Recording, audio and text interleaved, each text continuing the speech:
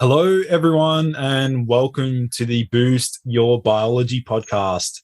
Today's special guest helps busy people beat burnout and build their body, mind, and life. Vanessa Bartlett, welcome to the show. Thank you so much, Lucas. It's great to be here.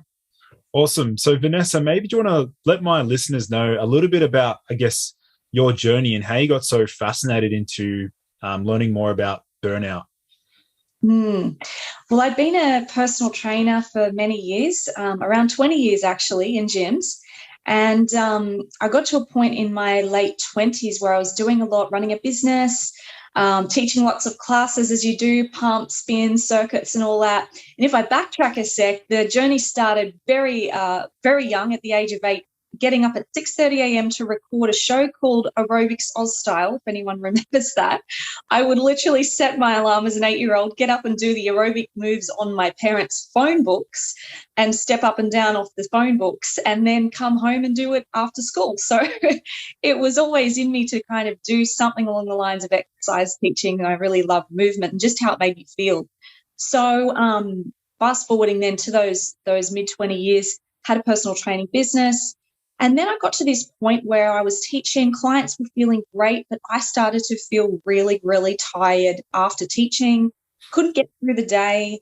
My mental health started to drop a little bit, and I just felt really kind of numb and like I was kind of, trying to get energy and feel this buzz from exercise that I know everyone else felt and that you normally feel from exercise, but it just wasn't happening. I was flat, low. Started to get sick quite a lot, frequent colds, chest infections, and I'm thinking, gosh, I'm supposed to be this fit healthy personal trainer. What's going on here? So went to many doctors over a couple of years actually, and finally a GP here in Sydney said to me, you're burned out.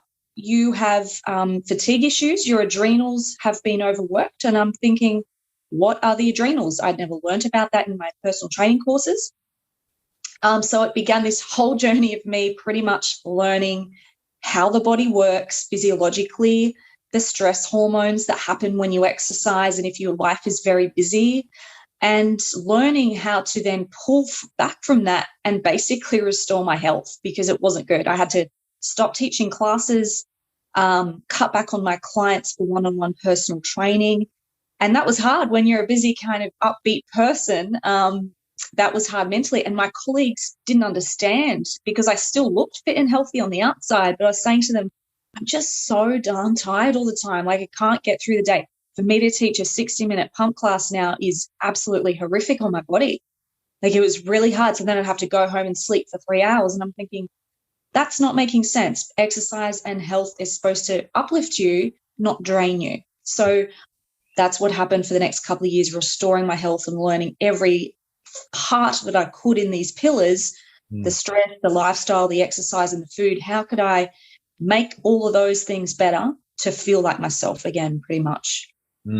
Yeah, I find this sort of information and education is absolutely paramount right now, particularly for those that are similar to us who are like type A personality, want to keep working all the time, want to keep getting things done, love training. So let's sort of unpack like your journey, Vanessa. So when you sort of hit rock bottom, like tell us about like where did you start? Like where did you start? Yeah, look, it was a hard thing to come to terms with, really. So this doctor had said to me, you did this pupil dilation test. So he shone a light in my eye, and it took a really long time for my eye to react. And he said, that's showing me that your insides are like the wires are burned out, like you're burned out. So from that day, and I said, well, how do I get better? What do I do? Like, where do I even start? And he said, you need to stop what you're doing at the gym. That was really hard to take. You need to change your lifestyle. You need to go to bed at 9 o'clock every night, and you need to eat better foods. So I'm like, okay, there's all these things. I thought I was healthy and doing all the right things being in the fitness industry, but clearly those methods were not right for this situation. So there are times when you need high protein diets, for example, low carbs. In this case, not so much. So what I learned was, pulling back from that and having more balanced food just for example, healthy fats, a little bit of good carbohydrates, complex carbohydrates, and a little bit of protein in each meal. That's a really good way to kind of go about, just a tip there for if you are in burnout and needing good fuel, that's a nice way to group your foods together. So the next few days I contemplated this and I thought, all right, what would I do if there's no way out of this? I can't go back to teach the gym. So I rang up my gym coordinator and I was like, look, I'm going to have to pull back from, 10 classes a week to 5 at the moment. And I was getting big numbers. So they were kind of angry at me. So that was mentally more low because I'm like, all right, well, no one even understands or gets this. They're just worried about the gym numbers. That's not really nice. Who have I got on my side here? So I was actually really lonely and no one understood in the fitness industry. So I just thought, well, I'll be my own client. What would I teach someone and do the very first thing if someone came to me needing help with their health? Pull back on things and let's start relearning. So I started to research, like, yeah, sure, I had mild depression and anxiety kind of crept up from this because I was pulled out of this world that I'd been such a big part of from a very young age. So, and emotional health was then a big thing too, right? So I had to start saying no to a lot of social activities. And my partner at the time kind of didn't understand that either because in your mid-20s, you're meant to just go out and party and have this abundant energy as well. So the social life got affected, the career got affected, and mental health was, pretty low at that point. Yeah, it can be really challenging, like that ability to learn how to say no and to actually sort of put yourself first and pull back and actually get into that rest and digest parasympathetic state. So let's sort of look at, you touched on diet. What were some other lifestyle sort of strategies that you sort of implemented during that period? Yeah. At that time, I was quite a on-the-go person and had done more of the harder fitness styles. So for me to do yoga and Pilates, for example, was kind of hard because I didn't really have the patience for it. But I thought, okay, if I can't move and do my regular circuits, pump classes, boxing, etc., what else is there in fitness that I can do? Because I need to exercise for my mental health and for my muscle strength and movement. Like you can't go from exercising to doing nothing. It feels awful. Yeah. So, especially, from that position of being personal trainer. So I looked at that. I started looking at yoga, Pilates, and doing more restorative. I would classify them as mind-body disciplines of movement. Looked at a bit of Tai Chi. So the good thing was I had an open mind, although slightly resistant at times, to at least look at other techniques of healing and slower movements because I thought logically, all right, if my heart rate's going up in all these, particular styles of exercise and that causes your body to go into a state of stress, what movement can I do that will still make my muscles feel like they're doing something without causing such a stressed load on my mind and body? And that was where I started to participate in yoga and Pilates at different studios where I wasn't the instructor, which was great. So I'd sit up the back and just kind of take it in as a student. And from then I went and embarked on learning all I could about Pilates because I found for me that was a really good discipline to give me the strength and mobility and core and the mindfulness aspect as well, but still being kind of like exercising enough to feel it. And of course, I get a lot of respect for yoga as well and meditation. So start to do a bit of those. Lifestyle changes, I would implement a couple of meditation sessions in my day, which I'd never done, or downtimes. So rather than going to sleep in the day, which is also bad, if you kind of sleep past 45 minutes, you go into deep sleep, which also makes you feel groggy when you wake up. So don't do that. You've got to kind of find that 30 to 45 minutes where you can have downtime, which I would do. I'd put on chill beats or something, or binaural beats on YouTube, or like just relaxation music, put my legs up a wall and allow the blood flow to come down, which is a yoga restorative pose. And then I'd feel a bit uplifted. So any kind of thing I could find that gave me some energy after doing the thing, after doing the activity, was what I would hone in on. So I was like, all right, I feel good putting my legs up the wall. I feel good doing a bit of yoga or a little bit of Pilates. I'm talking like 10 minutes at that worst of time of it. Come out of it, deep breathing. So started to do that kind of thing, say no to the social gatherings and try to be more strict on my bedtime as well, ideally before 10 p.m. because then your body kind of perks back up again. And if you go to bed after 10, especially in bad burnout stages, you'll perk back up to 3 a.m. and it's dangerous because then your cortisol spikes really bad again. So learning all these different things. And this took time. This wasn't just, happening in a week. I experimented, listened to my body, researched the heck out of it from whoever I could learn from at the time. Awesome. Yeah, you sort of mentioned with the with implementing meditation. I'd love to hear your perspective there in terms of because I know personally my approach to meditation has been a little bit different. What I find personally is like if I meditate first thing in the morning, it actually takes the spring out of my step a little bit, sort of takes away that go hustle mode. I'd love to hear your perspective. Like, when did you sort of integrate the meditation and what did that look like? Yeah, I see exactly what you mean. And I think that can be a bit of a thing for busy people who want to get up and go, definitely. So the thing I found is doing it at the times that work for you. So in the midst of the worst of my fatigue, no, I probably wouldn't have done it when I woke up either, because I needed some kind of energy, even if I was quite low. So having it at those different times a day, like the downtime, say 11 a.m., 3 p.m., that was more of a restorative downtime where it worked well for me to go into a relaxed state, knowing that when I would come out of that, it still would take maybe 10, 15 minutes to get back to a place where I could do stuff. So I think as well with meditation, and definitely in the evenings, always in the evenings, because for me, I associated it with winding down and having a better sleep and trying to de-stress myself before sleep. That's often where people may get tripped up with sleep problems. That's a whole big topic on itself. But a sleep hack is, what is your bedtime routine? What state are you in before you try and rest? If you're stressed or overthinking, whatever you call it, meditation, quiet time, deep breathing, listening to quiet music, or even journaling and getting stuff out of your head is very powerful to instill a deeper, better quality, longer sleep. So meditation, I feel, is a really personal thing, and people need to find where it fits in with their day and their lifestyle. So if you're having that kind of tired thing after it and it doesn't quite sit with you in the morning, don't do it in the morning. Do it when you need it, perhaps the afternoon for yourself, or just the evening. So I'm really into kind of guiding clients as to learning what works for their bodies with this kind of thing too. Yeah, that's really important. I'm glad you really emphasizing that individualized approach and obviously tailoring it into their work lifestyle sort of balance and when they're exercising and things like that.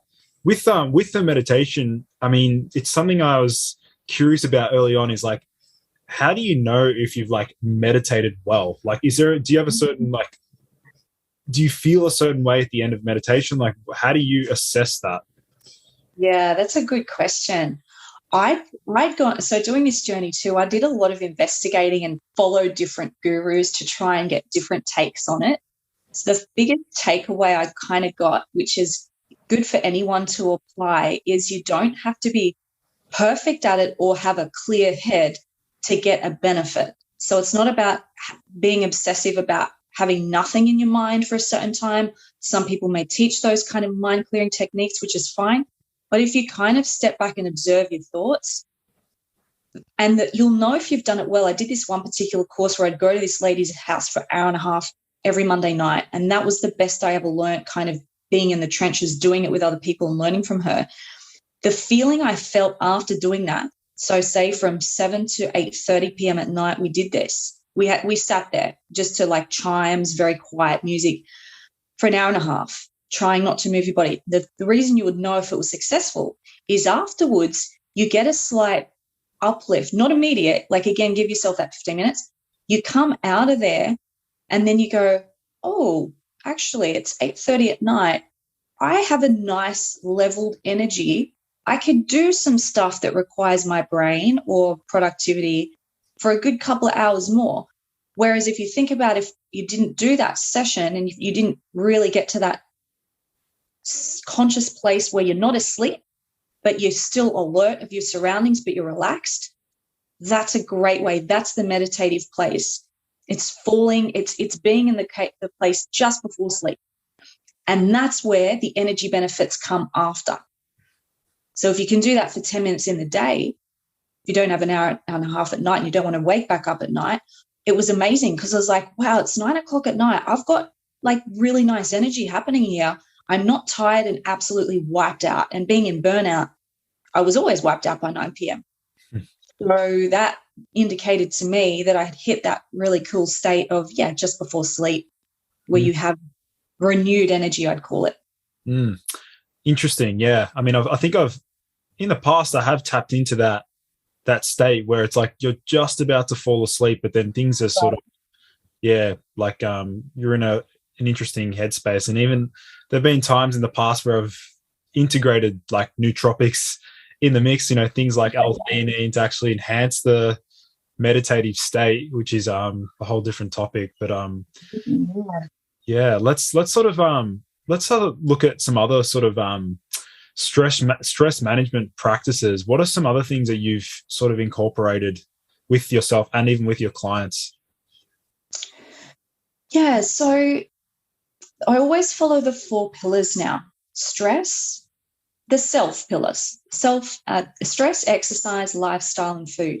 So if you can cover those 4 in a balanced way, it kind of brings everything together in the big picture for your health and your general well-being and energy management. I think getting organized has come up a lot for people, and it did for me as well, and this notion of overcommitting. We're in a stage of burnout or deep fatigue or adrenal issues, whatever's happening and you're just feeling really run down and you can't keep up with life, you've got to really look at your priorities in your life, your personal life, your family life, your social life, and look and group them together and go, all right, what's really important right now? What is absolutely vital? Because I had to take things off that list. There was no way I could get through an 8-hour day. Like I told you, I'd pulled back from the gym classes as it was, and I was spending 3 hours a day napping and meditating and researching about fatigue. So for the rest of the day, I needed to kind of rest as well, because I was doing a lot of mental work during the worst of my fatigue for short periods of the day. So I was like, well, what can I take off my plate? And that comes down to chores, doing housework, cooking. My partner was really great at that time too. He stepped up and I said, look, you're going to have to cook. Like for me to stand here and cook chicken is so taxing right now. Like that sounds ridiculous, but that's how bad it was. You're going to have to help me with the dishes, with the washing.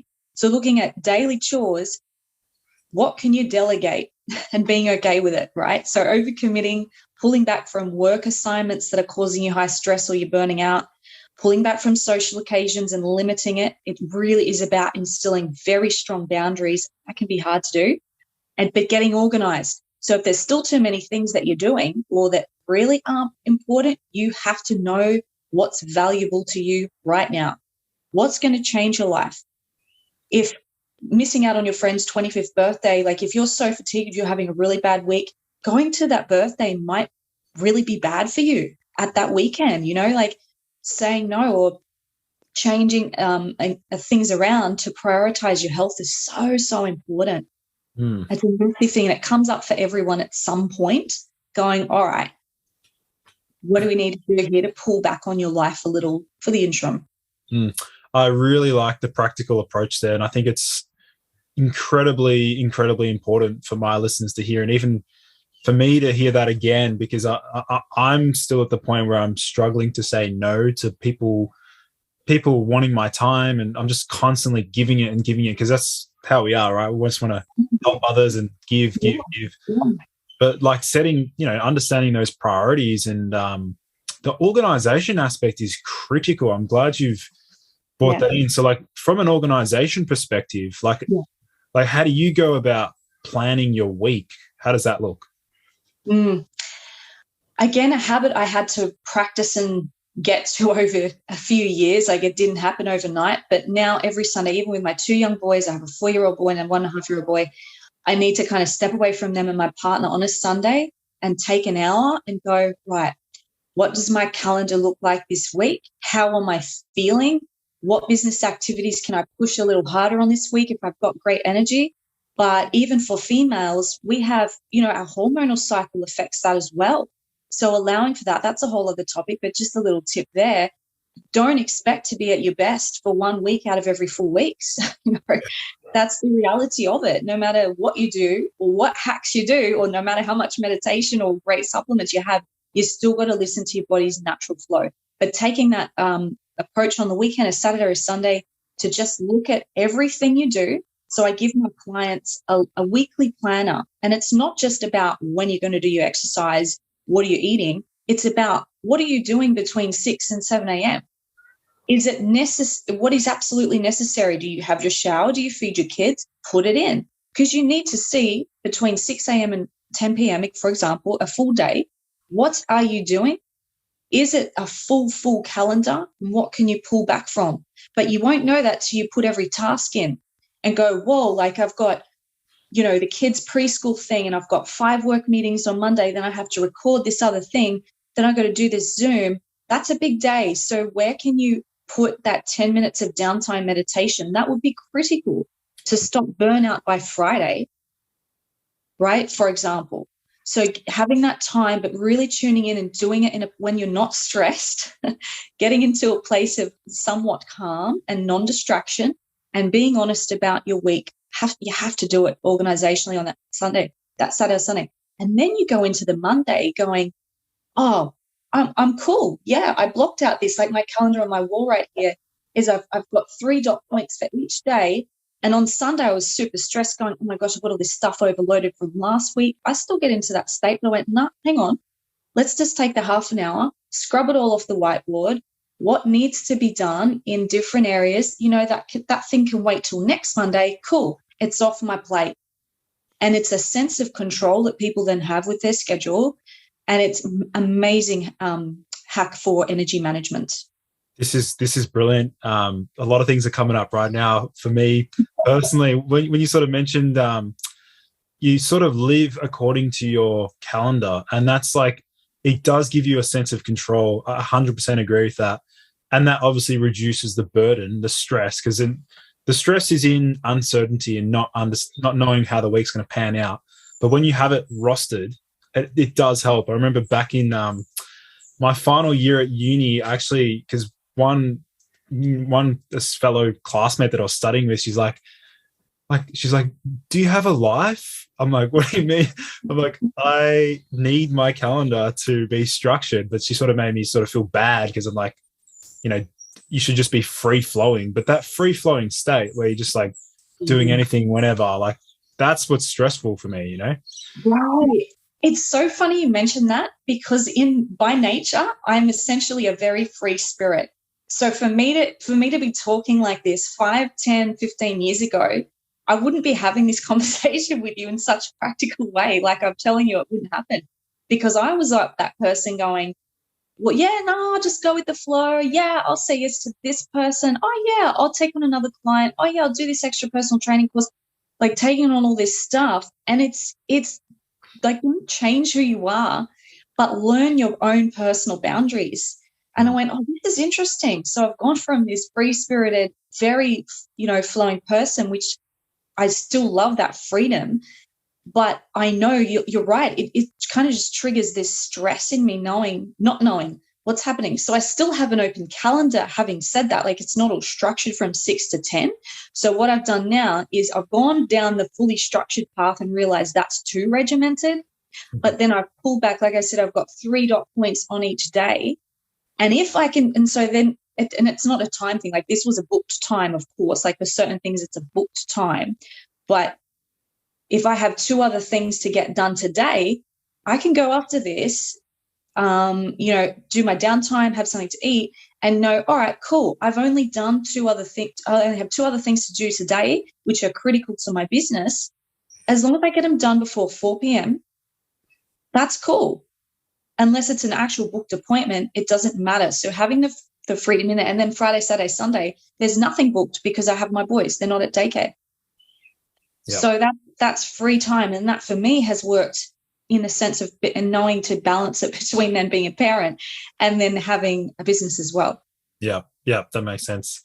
Something that would be pretty funny is I'm pretty sure I've actually thought of this once with my own calendar, is like you have everything structured, like your meetings and work-related tasks, family. Yeah.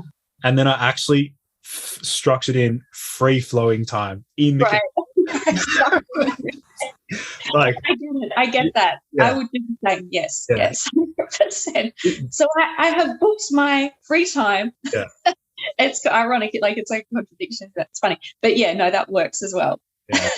This is definitely something that I think it's definitely lacking for the young adults. Like, I mean, like, let's say, 6, 17, 18, 19, 20-year-olds. Yeah. Like, because these habits are really crucial for, like, not only their health, but their, business success. So, like, how can we, what can we do there? Like, how can we sort of help, young adults in that space? Yeah. I think as well, a thing to consider with bringing that up is technology and limiting on that. So, look, I'm 39, so I didn't actually grow up with social media. That was a thing that started 10 years ago kind of thing. So I'd already gone past high school through my 20s and did my personal training business in my early 20s using websites and stuff. Like, there was no social media then when I had trainers working for me, interestingly. But now if people are coming through that, and this is very much a part of your life, you also have to have boundaries with that, but know how to use that so that it doesn't tax your energy or have negative effects on your mental health. So that's a huge thing to consider underlying for younger people. And so then using and experimenting, I think it's great. Like, before you have kids and before your life gets super busy with that layer of things, or before you embark on extra study, work out what hacks work for you. Like what we've talked about, we're quite similar. I think we like the structure, but the free flow implemented in the structure.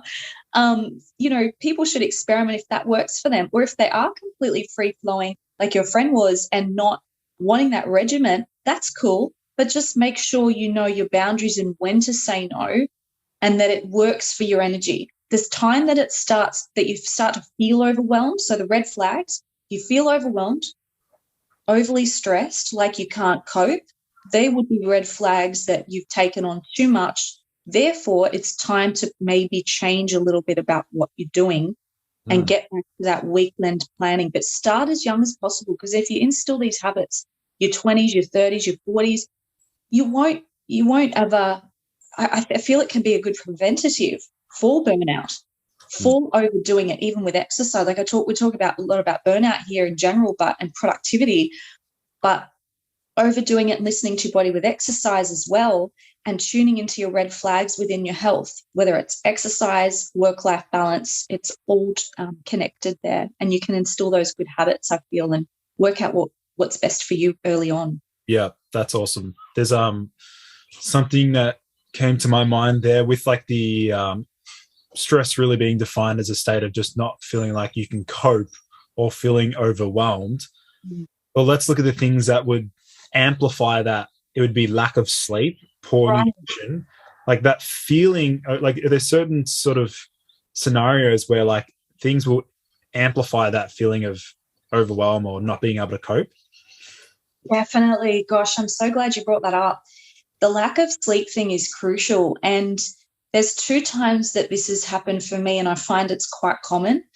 Obviously, during a state of adrenal dysfunction or adrenal fatigue or burnout, your sleep will get affected because it's highly likely that the hormone system is a little out. Second time it happens is if you've had a baby. So just talking to, females here, and also males too, it's good for you guys to know where your partner's head is at, right, when you've had a baby. The lack of sleep there. So imagine getting up every 2 hours to a newborn and your body's just gone through trauma giving birth. So if you were to live off 2 hours sleep and never get a 6 or 8 hour block for months, it's no surprise. I certainly had postnatal depression twice, second time not as bad because I knew it was coming. But yeah, lack of sleep was at the crux of that. No matter how much I meditate or eat well or, talk to people, at the end of the day, if you're not sleeping, that is an underlying important pillar underlying everything else for everyone at every age. And then that's the danger too about being on devices and stimulating your brain too much if you can't sleep. So people need to be mindful of that. Yeah. There was another thing you sort of mentioned before around the nutrition side of things. Where do you think most people go wrong when it comes to healing adrenal fatigue? Or what have you seen the biggest mistakes that people have made so far? Yeah. I think this is It comes down to maybe A, trying to do too much at once, but B, looking outward when you need to look inward first. Mm. So there are amazing supplements. There's amazing meditations or music or things to do. But if you don't look at what you're consuming on a daily basis and really go, am I eating foods that give me energy, not take energy from me, not put a load on my digestion when my digestion and my body's already quite lethargic?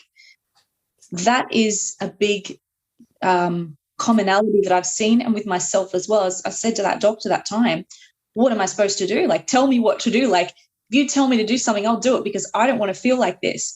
So people will put out, for example, money and time to external things which are great and can complement, but always look at what you're eating, what your energy expenditure is each day, how hard you're exercising. That's a whole other thing. You can't be exercising hard when you're in burnout, because it's just going to keep pushing the stress hormone and it's already at its limits. So learning to balance that, like what I did, pulled back from the gym, shifted to a bit of yoga and Pilates, and then slowly integrated it all back together again. Mm. So that's the big thing people need to do. And it's confronting and it's hard work. Sometimes I found it hard work going, gosh, I have to change my food and look at, like, to the point where, what does white rice feel like when I eat it compared to quinoa? Like, I literally went that deep and went, all right, this gives me a bit of energy. How do I feel? So tuning in, that is the biggest thing you can do. But the biggest mistake I see people do is they're still looking outwards and not going, how am I literally feeling? Doesn't matter what any doctor or health practitioner or trainer or anyone has to say today. How the heck am I feeling when I eat a hamburger compared to a quinoa salad? Mm. Mm. You need to know, and only you know the truth of how you feel. So I suppose this moving on to this notion of intuitive health, intuitive movement and exercise, intuitive eating goes a long way. Yeah, definitely really crucial, because even myself and a lot of my audience would get really, I guess, almost like obsessive with understanding the science of foods and things like that. But really what it comes down to is, like, as you said, your literal individual, your personal response to those foods. Like, right. You sort of know which foods bring your energy up versus ones that drain your energy. So I think that's a really crucial aspect to look at. And then even with exercise, right? Like, so you sort of mentioned, like, with the yoga and the Pilates, like, were there certain types of, I mean, I'm sure there are, many poses that can actually help with that. Like, were there certain types of exercises there specifically? Definitely. And that's the thing. There's different styles of yoga. So in the midst of my worst burnout, doing power yoga or Bikram yoga when you're in a room in 40 degrees is not ideal. Yeah.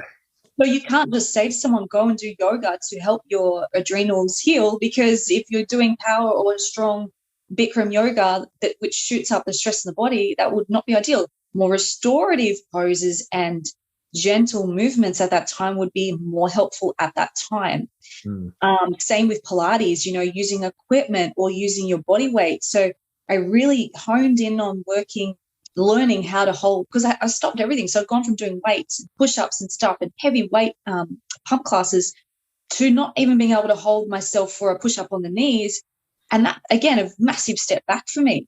So learning to use my body weight, and this is key for anyone who's had stress or fatigue issues, learn to work your own body weight first as the base. If you can hold yourself properly in a plank, in a push-up with your shoulders back, if you can engage your abdominals correctly without straining your neck, relearn or learn to do that again, then add the load once you're strong, once your energy is back to a good level. That's a little good exercise tip. So yes, the styles, the intensity, the frequency all need to be modified to pull you through burnout to the other side. Yep. They're really, really useful tips. And even with one of them, the frequency at which, people select to do these activities, that's going to matter as well. Obviously, how many days a week, mixing, matching, variety. things like that. It's a big thing. That's what honestly I help a lot of clients with these days. And some, it used to be the days where in the gym I would help people exercise more because they weren't doing enough to get to a particular goal. Generally, that was how it was. When I started shifting and helping people more in this space, because I went through it, actually pulling people back is what I've done with a few clients recently. For example, one amazing client, she was overtraining, and that causes burnout as well, right? So this undertraining and not having enough good stuff in your body and movement and health. But then there's the flip side of that of overtraining, where people are doing 2-3 hours of sessions a day with cardio and weights and having no energy to do anything else for the day. So that's where I was at too at the gym and had to pull back. So finding that balance and going, right, well, let's pull you back to an hour. Let's do it. Because again, gradually that can help. That can be difficult mentally for someone who is also busy, loves movement, loves getting into life. Pulling back from exercise can be hard on the other side of that. So then what I've done is kind of structure this idea of, well, it's not my idea, but the FIT principles, using them. FITT, frequency, intensity, type, time. That's a really good base of fitness, and that's what you do to build your fitness. So in this case of burnout and making sure you're okay is pulling back the frequency a little bit. Go from 5 to 3 days for a little bit. Pull back the intensity. Go from doing heavy weights classes to a modified class or no weight. Time. Go from 60 minutes to 30 minutes. 30 minutes is ideal, by the way, in this at most in burnout. And then the type. Go from pulley weight classes or circuit classes back to slower Tai Chi, Pilates, yoga for a little bit, and a little bit of walking if you're in the midst of a terrible burnout phase. Yeah, that's awesome. That's super helpful. That's going to be really helpful for my listeners to understand that. Yeah, so with that premise there, like around, I was just thinking, like those that do tend to sort of overtrain, do you think it's a sense of they're just not aware that they're overtraining, or they're just lacking they're just ignorant to it, or like what do you think's happening there from a psychology perspective? I think the fitness industry has always, I mean, if you look at the fitness industry from the outside, what comes to mind straight away? Sweating, working hard to get a result. That's really the bottom line. And that's no one's fault. It's not the industry's fault. It's just the way fitness is. You work hard to get a result. That's what was drilled into my head for many years. And then in personal training courses, you have to overload your body to get a result. So people don't really understand, unless they've gone through it, the flip side of that of overtraining. So it's not people's fault generally. Like, you just don't know. I didn't know I was overtraining. I thought that's what you did. Teach 15 classes a week, and I am a personal trainer. Like, I know stuff about the body, but I still overtrained and still got myself to a place of really bad burnout. So, it's just, I think, more education, but this is why I do what I do, to kind of get out there and teach people about balance. I feel that there may not be enough around in this space, because you've got to consider when you're exercising or doing an exercise plan, sure, you want a result in weight loss, muscle gain, fitness, whatever the case may be, but you've also got to consider what you do in life. If your life is very busy, stressful, that is also extra energy and load daily, plus the exercise loaded on top of that. That's what is causing people to kind of get to that limit. I feel that I've found, many clients as well as myself. It's a combination of things, but educating yourself and just knowing that if you have any red flags that pop up, like with exercise particularly, you're not recovering, you get sore all the time, it's affecting sleep, it's making you feel very, very lethargic. Like for me, sleeping 3 hours after teaching 1 hour class, that didn't make sense in my 20s. Those red flags pop up for you physiologically. Just be aware of those signs for yourself, and then pull back from there and go, oh, okay, maybe I just need to modify my exercise a little. And the interesting thing is it won't really affect your goal. If you do pull back for a bit and nurture yourself and restore, you'll get back to a place at some point where you can hone in on those higher level goals that require the work, because you've got the energy and capacity to do it. Yeah, that's brilliant. That's definitely very practical there. And even on the contrary, you can also look at it. What does a good exercise regime look like? Like, what does that look like in your eyes? That is the ultimate question, because it's different for everyone, right? Yeah. It really is. It really is. But I would say for someone to be exercising and doing movement in an amount that suits their lifestyle and doesn't cause stress and makes them feel good in their muscles and makes them feel good after, and has helped to them with injury prevention or better movements, that's the bottom line. Mm. Not many people are going to go to the Olympics or be high level athletes. If you want to push to that level, that's a whole other story. And yes, you need to do things to build towards that and take more rest and recovery to not burn out. That's a whole other topic. But yeah, generally speaking, again, I go back to, how does it make you feel? Does it fit into your life? Is it causing stress or giving you a positive experience for your mind and body? It's a positive experience for your mind and body, you're on the right track. But if it's not, then you need to change what you're doing. Yeah. Yeah, absolutely. Building up that self-awareness here is absolutely critical. You know, any sort of intervention, it's still really critical to have that understanding of where you're at. So yeah, I think that's pretty much, you know, we've covered a lot of awesome topics, Vanessa. So do you want to let my listeners know like where they can connect with you and check out some of your social media channels? Yeah, sure. The main website is vanessabhealth.com.